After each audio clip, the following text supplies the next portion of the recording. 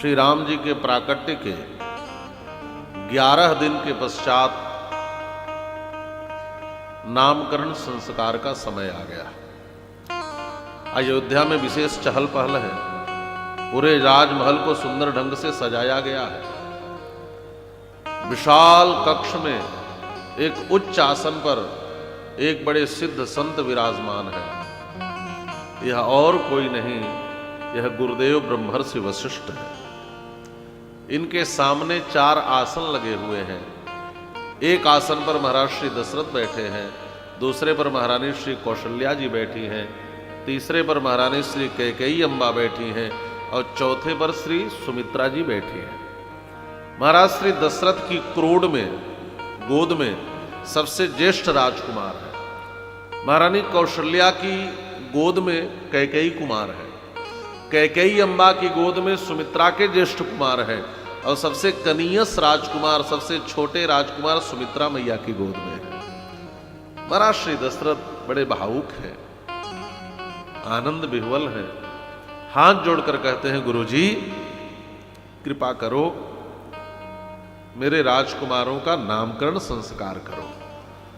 अभी तक ब्रह्मर्षि वशिष्ठ नेत्र बंद करके बैठे हैं। जब महाराज श्री दशरथ ने निवेदन किया तो श्री वशिष्ठ जी ने आंखें खोली और जाने कितने वर्षों से जिस क्षण की प्रतीक्षा कर रहे थे, वह सुखद क्षण आज ब्रह्मर्षि वशिष्ठ के जीवन में आया है। महर्षि वाल्मीकि ने महर्षि वशिष्ठ के लिए एक विशेषण रखा है और इस एक विशेषण में ही ब्रह्मर्षि वशिष्ठ का संपूर्ण जीवन दर्शन दिखाई देता है।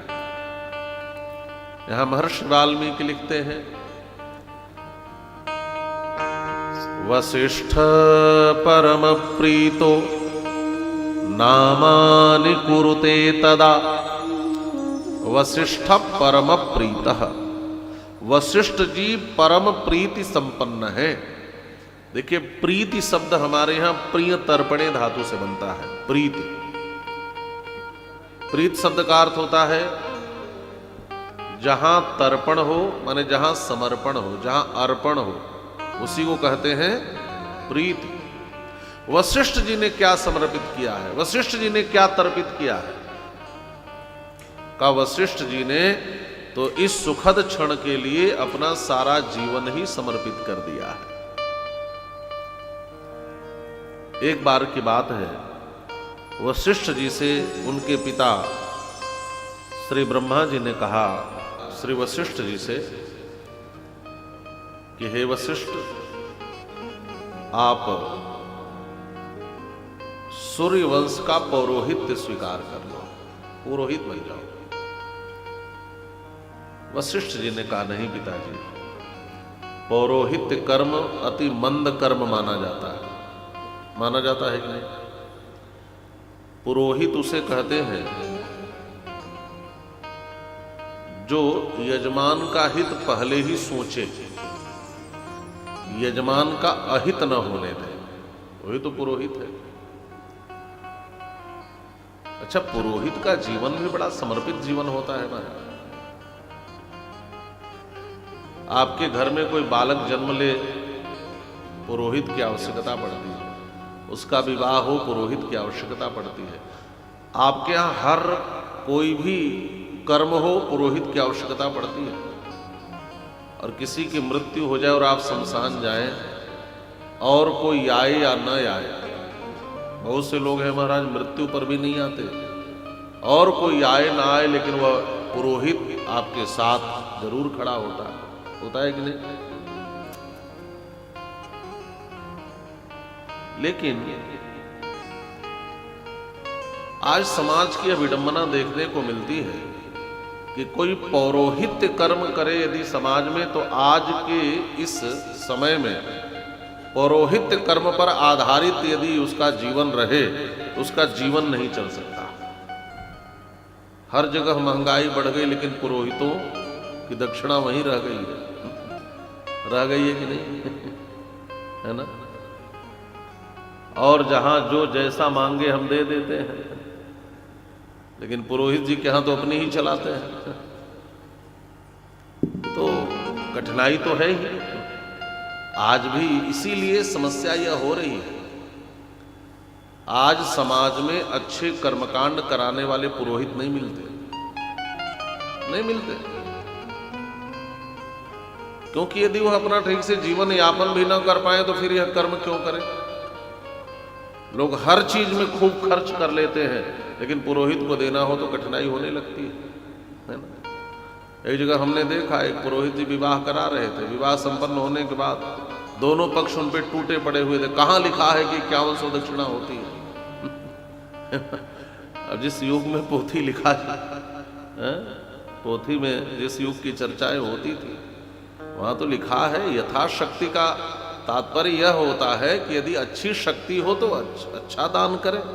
वो तो इसलिए है कि जिसके पास कुछ भी ना हो उसके यहां का भी कर्मकांड हो जाए, और उसकी शक्ति के अनुसार भी पुरोहित कर्मकांड कराते हैं। लेकिन अच्छे सामर्थ्य के बाद भी हम न देना चाहे तो ये तो कठिनाई होती है। यही कारण है कि आज लोग पौरोहित्य कर्म से भागने लगे। वशिष्ठ जी भी कहते हैं मंद कर्म है, करोगे क्या?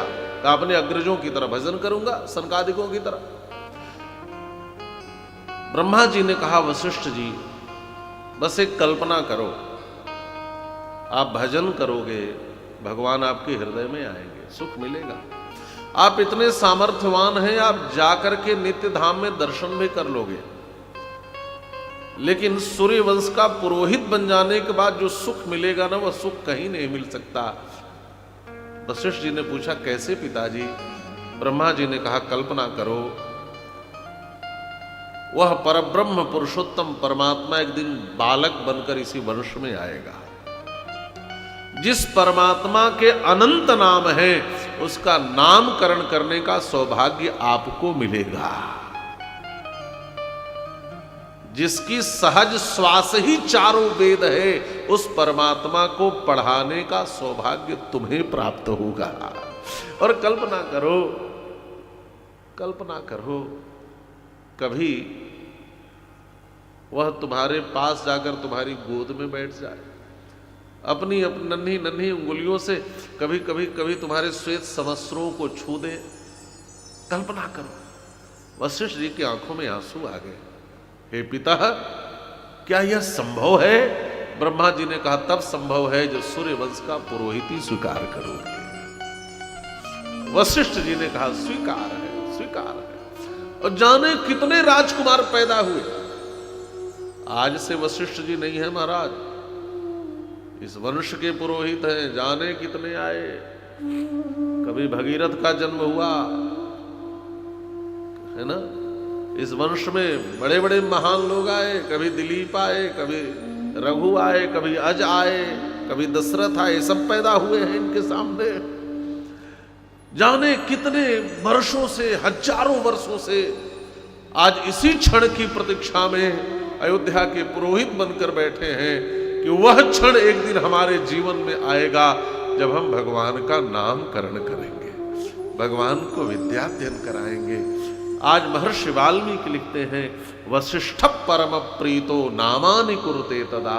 आहा, आज यह परम प्रीति संपन्न है। प्रीति शब्द का अर्थ है जहां तर्पण कर दिया जाए। अपने संपूर्ण जीवन को होम करके, अर्पित समर्पित तर्पित करके जिस क्षण की प्रतीक्षा कर रहे थे, आज वह क्षण ब्रह्मर्षि वशिष्ठ के जीवन में आ गया। नेत्र खोल करके देखा, वह परब्रह्म पुरुषोत्तम परमात्मा नन्हे से बालक के रूप में महाराज श्री दशरथ की गोद में बैठे मुस्कुरा रहे थे। हृदय आनंद से भर गया। आहा, ये तो आनंद स्वरूप है। महाराज श्री दशरथ ने हाथ जोड़कर कहा महाराज मेरे राजकुमार का नामकरण कर दो। ब्रह्मर्षि वशिष्ठ ने क्षण मात्र विचार किया और कहा महाराज आपके ज्येष्ठ पुत्र का नाम राम होगा, श्री राम होगा। महाराज श्री दशरथ ने हाथ जोड़कर पूछा गुरुजी राम शब्द का अर्थ क्या होगा? नाम कभी भी निरर्थक नहीं होना चाहिए, सार्थक होना चाहिए। अर्थ क्या होगा? ब्रह्मर्षि वशिष्ठ ने कहा राम शब्द का एक अर्थ होता है सुंदर, है ना, जो परम सुंदर हो वह राम है। हम कहते हैं दृश्य बड़ा अभिराम है, तो अभी तो उपसर्ग है, सुंदर तो होता है राम, मतलब राम का अर्थ होता है सुंदर। दूसरा अर्थ क्या है? कहा रमन्ते योगिनो यस्मिन, जिसमें योगी लोग रमण करते हैं उसको राम कहा जाता है। जिसमें योगी लोग रमण करते हैं उसे कहते हैं राम। रमु क्रीड़ायाम धातु से राम शब्द बनता है। तीसरा अर्थ क्या है? कहा जो लोगों को रमण कराए उसको भी राम कहते हैं। चौथा अर्थ महर्षि वाल्मीकि ने स्वयं किया, रामो रमयतांबरः, जितने रमण कराने वाले हैं उसमें जो सबसे श्रेष्ठ हो उसको राम कहते हैं। पांचवा अर्थ क्या है? कहा रा दाने धातु है, मां का म है यहां पर, मां माने लक्ष्मी। तात्पर्य क्या हुआ? का रा गृहीता पत्नीत्वेन मां लक्ष्मी सीता एन स रामः, जो आगे चलकर सीता जी को पत्नी के रूप में स्वीकार करेंगे उनको भी राम कहा जाता है। इसलिए इनका नाम होगा राम। जिसमें ज्ञान योगी, भक्ति योगी, कर्म योगी रमण करेंगे उनको कहते हैं राम। रमन्ते योगिनो यस्मिन् सत्यानंदे चिदात्मनि इति राम पदे नाशौ परब्रह्माभिधीयते। राम शब्द का अभिधा वृत्ति से ही अर्थ होता है परब्रह्म। तो महाराज आपके ज्येष्ठ पुत्र का नाम होगा राम। भगवान के अनंत नाम है, उसमें सबसे छोटा नाम है ओम, और ओम के बाद यदि सबसे छोटा नाम कोई है तो वह है राम। अच्छा, और जितने नाम है भगवान के नाम वो सब बड़े बड़े है ना। और कुछ नाम तो ऐसे हैं जो बड़े टेढ़े भी हैं, है ना। आप अन्यथा न लेंगे, लेकिन ब्रजवासी खुद कहते हैं कि हमारे लाला का नाम भी टेढ़ा, काम भी टेढ़ा, और खड़े भी हो तो भी 3 जगह से टेढ़े ही खड़े होते हैं, है ना। नाम है कृष्ण। क्या नाम है? कृष्ण। टेढ़ा नाम है कि नहीं? जो रकार है वो भी टेढ़ा ही लगा है। गुजरात के लोग कृष्ण नहीं कह पाते, कृष्ण कहते हैं, कृष्ण। अब सुनना उच्चारण उनका, तो नाम तो टेढ़ा है ना।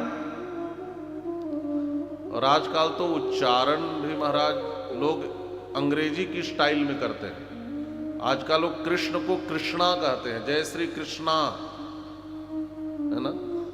योग योगा हो गया, कृष्ण कृष्णा हो गए। और हमारे यहाँ संस्कृत और हिंदी में यदि आकार आपने लगा दिया तो स्त्रीवाची शब्द हो जाता है। कृष्णा का अर्थ बदल जाएगा। अब आप समझ गए, है ना। कृष्णा माने स्त्री हो जाएगी। तो जय श्री कृष्णा, राम को रामा बना दे, कृष्ण को कृष्णा बना दे। योग विदेश से योगा होकर के लौट आया, तो उच्चारण ठीक नहीं है। कृष्ण, राम, योग। लेकिन हम उच्चारण करने लगे थोड़ी इंग्लिश वाली स्टाइल में करने लगे, है ना। लेकिन राम जी का नाम बड़ा सीधा नाम है और बड़ा मीठा नाम है महाराज, बड़ा मीठा नाम है। आहा, राम कहते ही मुंह में मिठाई घुल जाएगी। न विश्वास हो तो राम बोलकर देख लो। मुंह में एक अलग मिठास आ जाती है।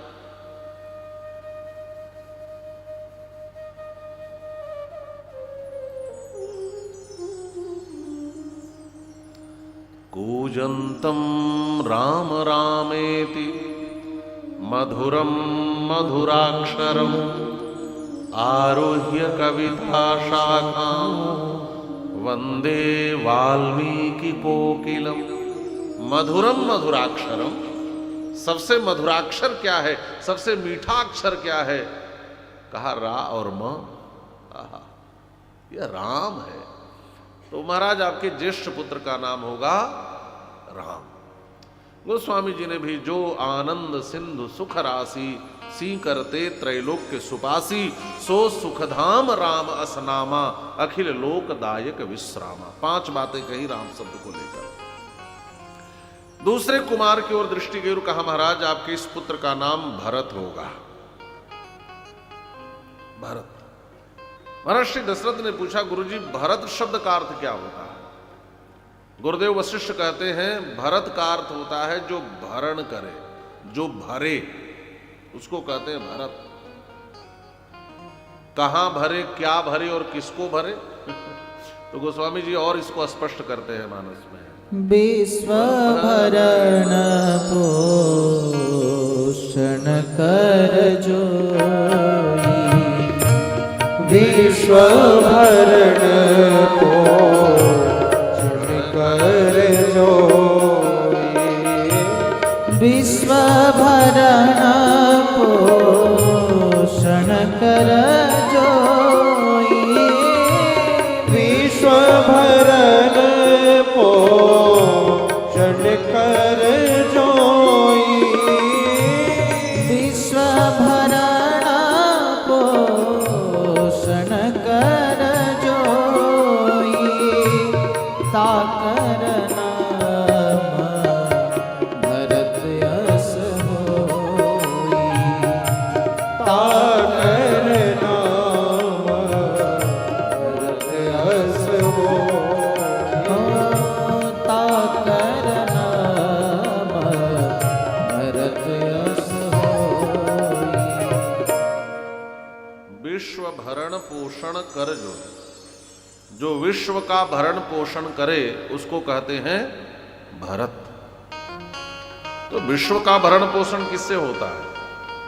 का विश्व का भरण पोषण तो प्रेम से होता है कि नहीं? विश्व का भरण पोषण प्रेम से होता है।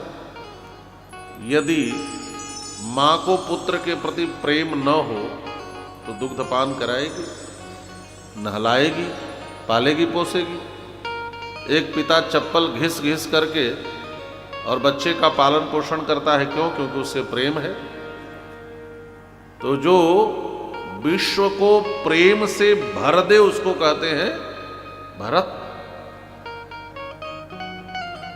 अथवा जो विश्व को राम प्रेम से भर दे उसको कहते हैं भरत।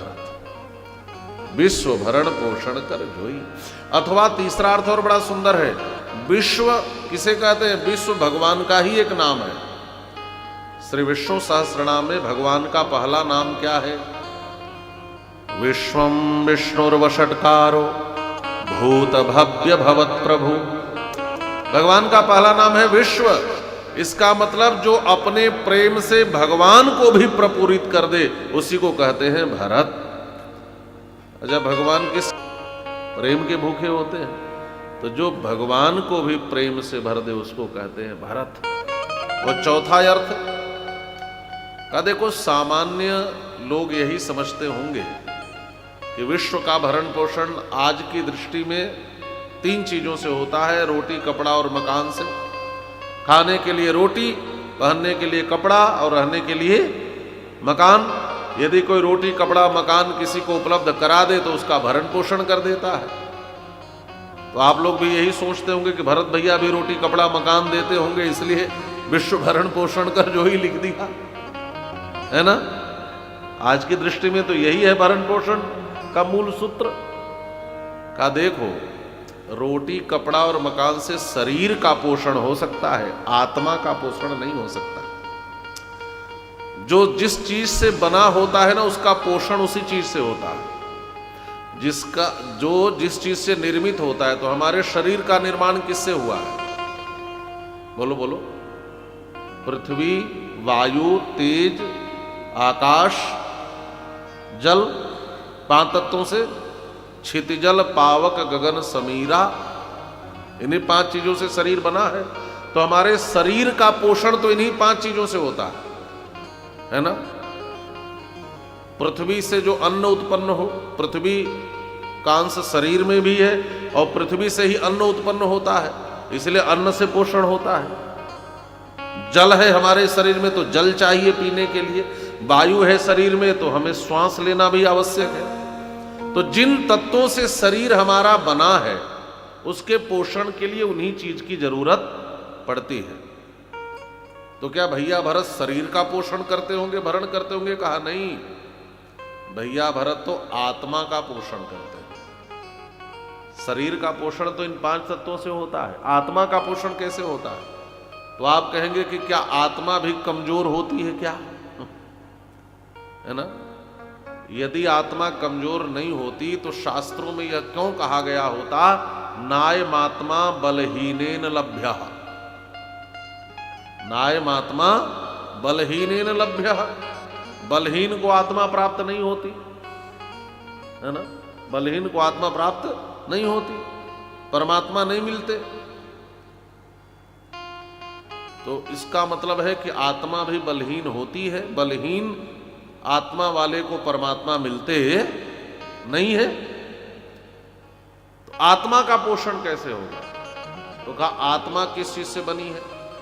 आत्मा तो परमात्मा का अंश है।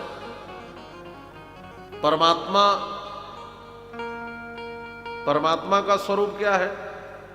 आपने भागवत के महात्म्य में सुना ही होगा, सच्चिदानंद रूपाय, सच्चित और आनंद स्वरूप। परमात्मा आनंद स्वरूप है, तो आत्मा भी आनंद स्वरूप है। और जो जिस चीज का बना है उसका पोषण उसी से मिलता है। आनंद हमें कब मिलता है? जब हमारे जीवन में प्रेम हो। बात समझ में आ गई? तो भैया भरत राम प्रेम से आत्मा का पोषण करते हैं। यदि आपके जीवन में प्रेम नहीं होगा तो आपकी आत्मा कमजोर हो जाएगी। ध्यान देना, आत्मा को पुष्ट करना है तो परमात्मा से प्रेम करो। आत्मा का भोजन प्रेम है। शरीर का भोजन ये सांसारिक वस्तुएं हो सकती हैं, अन्न आदि हो सकता है, लेकिन आत्मा का भोजन तो प्रेम ही है। प्रेम से ही आत्मा पुष्ट होती है। तो भैया भरत प्रेम से पूरे विश्व को भरते हैं, इसलिए उनका नाम है भरत। भरत शब्द का अर्थ होता है भरम भरणम तनोतीति भरतः। व्याकरण की दृष्टि से भरत शब्द 2 शब्दों से बना है, भर और त। त शब्द जो है तनु विस्तारे धातु का है। त माने होता है विस्तार और भर माने भरण। तो जो भरण पोषण का विस्तार करे या जो विश्व का भरण पोषण करे उसको कहते हैं भरत। तो महाराज आपके दूसरे पुत्र का नाम श्री भरत होगा, तीसरे कुमार का नाम लक्ष्मण होगा। लक्ष्मण किसे कहते हैं? कहा जिससे एक विशेष लक्षण दिखाई दे रहा है। क्या लक्षण दिख रहा है? कहा यह राम जी का सबसे बड़ा सेवक होगा, इसके प्रत्येक अंग प्रत्यंग से यही लक्षण दिखाई दे रहा है, इसलिए इस बालक का नाम लक्ष्मण होगा। लक्ष्मणी श्री राम सेवा सूचक हस्तादीनि रेखादीनि स लक्ष्मण, इसलिए इसका नाम लक्ष्मण होगा। एक और अर्थ कर देते हैं कि जिसका मन हमेशा अपने लक्ष्य में लगा रहे उसको भी लक्ष्मण कहते हैं। और इसको यदि थोड़ा वेरीफाई कर दे तो अर्थ होगा जिसके जीवन का एकमात्र लक्ष्य श्री राम की सेवा हो और जिसका मन श्री राम की सेवा को छोड़कर और किसी लक्ष्य में न जाए, वह लक्ष्मण है। वह लक्ष्मण। गोस्वामी जी भी लक्षण धाम राम प्रिय सकल जगत आधार गुरु वशिष्ठ ते ही राखा लक्ष्मण नाम उधार। तो लक्षण धाम कौन से लक्षण है इनमें? का यह राम जी के सबसे बड़े सेवक हैं, यही लक्षण दिखाई देता है। एक संत और अर्थ कर रहे थे, मुझे बड़ा अच्छा लगा। कहा जो राम जी को लखा दे उसको लक्ष्मण कहते हैं, जो श्री राम का परिचय दे वह लक्ष्मण है, जो ईश्वर को लखा दे वह लखन है, वह लक्ष्मण है। अच्छा एक बात और है, श्री रामचरितमानस में आपने सुना होगा कि लखन भैया ने मिथिला में 2 लोगों को डांटा है। एक को धनुष टूटने के पहले डांटा, एक को धनुष टूटने के बाद डांटा। एक उस समय के सबसे बड़े ज्ञानी थे, दूसरे उस समय के सबसे बड़े वीर थे। एक थे महाराज श्री जनक, दूसरे थे भगवान परशुराम। जो ज्ञानी महाराज थे वो कह रहे थे धनुष टूट क्यों नहीं रहा है, और जब वीर श्रेष्ठ आए तो उन्होंने कहा कि धनुष टूटा क्यों। लखन भैया ने कहा बड़ी समस्या है, ज्ञानी जी कह रहे थे धनुष क्यों नहीं टूट रहा है, अब टूट गया तो आकर करे धनुष टूटा क्यों। तो लखन भैया बोले, और जब लखन भैया दोनों समय बोले, ज्ञानी के सामने और वीर के सामने, तो दोनों ने पहचान लिया ये जो श्री राम है साधारण नहीं, ये साक्षात परब्रह्म पुरुषोत्तम परमात्मा है। और इन दोनों ने कब पहचाना? कहा जब लखन भैया ने इनको समझाया। तो जो ईश्वर को लखा दे वह लक्ष्मण, उसको भी लक्ष्मण कहते हैं। तो महाराज तीसरे कुमार का नाम लक्ष्मण होगा और चौथे कुमार का नाम चौथे कुमार का नाम शत्रुघ्न होगा। गुरुजी शत्रुघ्न शब्द का अर्थ क्या होगा? का शत्रुन घ्नति हंतीति शत्रुघ्न, जो शत्रुओं का नाश करे उसको कहते हैं शत्रुघ्न। तो आप सोच रहे होंगे कि राम जी ने रावण जैसे शत्रु को मारा, नाम शत्रुघ्न नहीं रखा। लखन भैया ने मेघनाथ जैसे शत्रु को मारा, मेघनाथ से बलवान कोई था नहीं मारा। इसी वाल्मीकि रामायण की कथा है उत्तरकांड की। जब राम जी राजा बनकर बैठ गए तो एक दिन अयोध्या में महर्षि अगस्त्य पधारे। राम जी ने आदर पूर्वक बिठाया है। तो राम जी ने पूछा कि महर्षि आप आ गए तो आप यह बता दो कि जब हम लंका में युद्ध के लिए गए थे तो उस लंका के रणांगन का सबसे बड़ा वीर कौन था? तो महर्षि अगस्त्य ने कहा प्रभु उस लंका का सबसे बड़ा वीर था मेघनाथ, जिसका वध आपके लक्ष्मण ने किया है। तो मेघनाथ जैसे शत्रु को मारने वाले भैया लक्ष्मण का नाम भी गुरुजी ने शत्रुघ्न नहीं रखा। तो कहा भरत जी ने भी साधारण शत्रु को नहीं मारा। आपके इसी मथुरा मंडल का एक बहुत बड़ा असुर हुआ जिसका नाम था लवणासुर। बहुत बड़ा उत्पात मचाया था उसने। मथुरा के ब्राह्मण अयोध्या पहुंच गए राम जी के दरबार में, प्रभु रक्षा करो। राम जी ने शत्रुघ्न भैया को भेजा।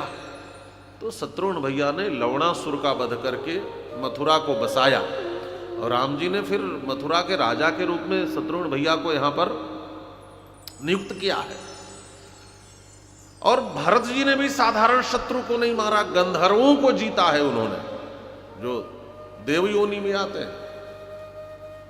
तो भरत भैया का नाम भी शत्रुघ्न नहीं। तो क्या लवणासुर के वध के कारण ही शत्रुघ्न नाम पड़ा इनका? क्या इतना बड़ा शत्रु था? तो कहा नहीं नहीं, लवणासुर का वध किया शत्रुघ्न भैया ने, यह वैशिष्ट नहीं है। तो वैशिष्ट क्या है?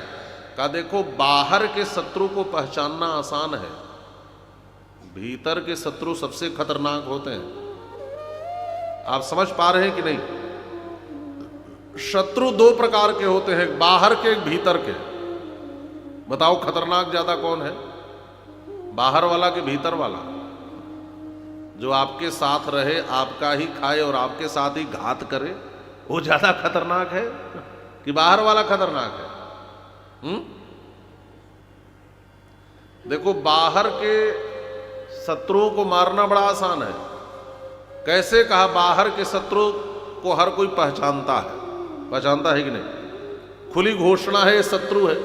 तो बाहर के शत्रु को पहचानना आसान है, भीतर के शत्रु को जल्दी कोई पहचान ही नहीं पाता। ये शत्रु है कि नहीं है समझने में बहुत समय लगता है।